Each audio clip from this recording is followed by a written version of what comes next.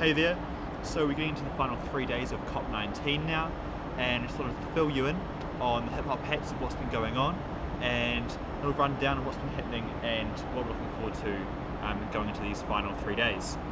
So in short, the aim of COP is to create a binding agreement for all countries that are part of the UN process. And this is made through a consensus decision-making process, and this is very difficult for getting, trying to figure out what are going to be the best adaptation and mitigation methods. And this COP is a little bit different, and that's because it's been more seen as a discussion COP rather than a decision COP. And this is having a real different dynamic to the field for the NGOs and civil society and for those who are the negotiators. And it's been said quite commonly that not many people really know what's going on, partly because there's really only one or two major contentious issues, which are around loss and damage and climate finance, we'll jump into real soon.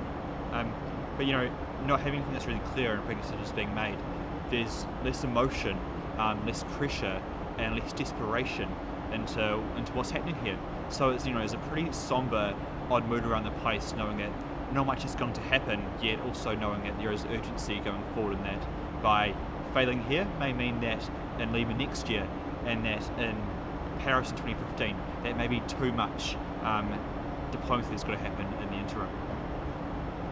Some of the main points of the week.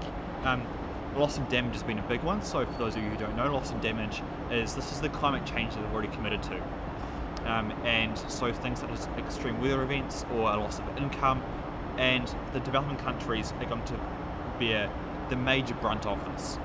Yet, based on historic responsibility and who's produced most of the emissions, they are not actually responsible for this.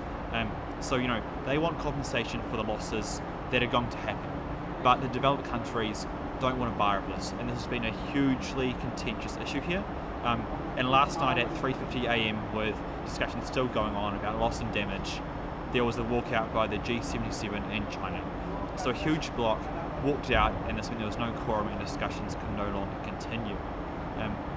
Another very notable moment was on the very first day when Yebsano, the head negotiator of the Philippines, described the destruction that Typhoon Haiyan caused, and this was extremely emotionally charged and challenged climate skeptics and politicians to speed up their process. And he's still fasting. He's now on the 10th day of his fast, looking for, demanding climate action and climate action now. Otherwise, it's been fairly quiet. Climate finance is always a big one, with people not wanting to stum up and produce the funds to help developing countries and innocent developed countries to have adaptation measures there. It's a very expensive process to have the adaptation that's needed, and there's no money on the table for this at present. What about a normal day that we have here at COP19? So we get up pretty early. We get up at about 6:30 most mornings, so that we can get to the stadium by 8 AM, and that's where we have spokes councils. So all the youth constituencies here, we're part of the umbrella group called Youngo, so the youth NGOs, and each morning we get together at 8 for spokes council to make decisions, touch base, and just make plans for the day. After that, we'll typically break into working groups, where I'll be doing heaps for the Intergenerational Equity Working Group, or INTEC, which I'll get onto real soon. At 10 AM is the Daily Tick, which is run by an awesome group of knowledgeable communicators who have been to heaps of COPs before, and they just give us a great rundown of what's going on, what are the big events, what's the news, and just put it in a nice easy way and help out with actions for the youth as well.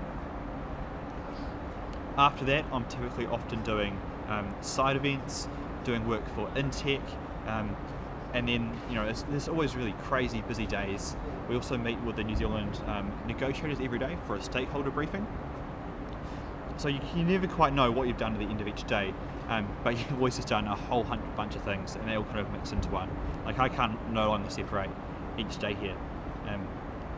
And then once we get on to the afternoon, from about 4:30 onwards, there's heaps of cool side events, and they go into like 3 blocks from 4:30 to 6, 6 to 8:30, and then 6:30 to 8, and then 8:15 to 9:45 as well.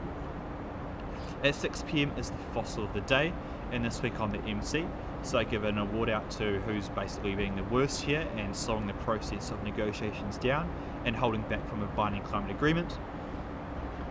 And if you've got enough stamina, you're going to make it through to side events which finish at close to 10 PM.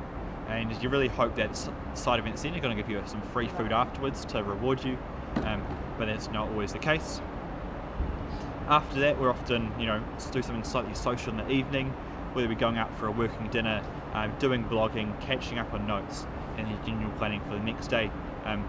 Most of them will end up being through to at least 11 PM midnight before you get a chance to go to bed. So long days, but amazing days. It's just so much fun, and packing everything in. Going to this week, it's getting pretty long now, and there's just heaps going on, and we're still not sure what's going to be happening. There's 3 days left, 72 hours, although it's meant to go on, well beyond the official closing hours at the end, so it could last for a long, long time. And I'm really hoping that intergenerational equity, or INTEC, that's going to get enough mentioned in the Durban text so that it can get into the summary document by the co-chairs, and it'll be a huge achievement for our INTEC working group. I think that's enough for now, and so we'll see you later on, and we'll be pretty quiet I think on the blogging front for these manic last few days, but hopefully that was a good little rundown, and see you afterwards.